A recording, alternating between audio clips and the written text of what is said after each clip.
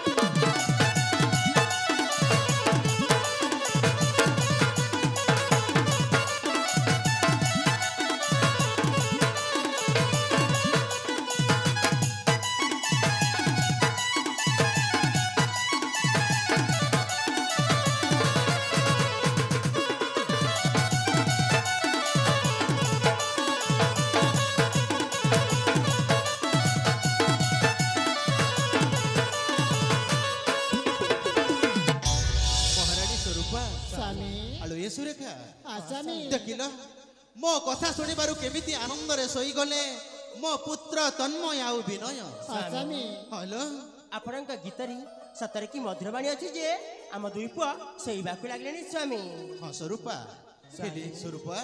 सुरेखा स्वामी आम शिशुपुत्र माने जेते बेले सोई जाइछंती आनंद रे हां चलो सेई शयन कक्ष को नहीं आनंद रे सुआई देबा ठीक अछि स्वामी हेलो ताहेले जीवा से शयन कक्ष मध्ये तबे चलते स्वामी निश्चय महारानी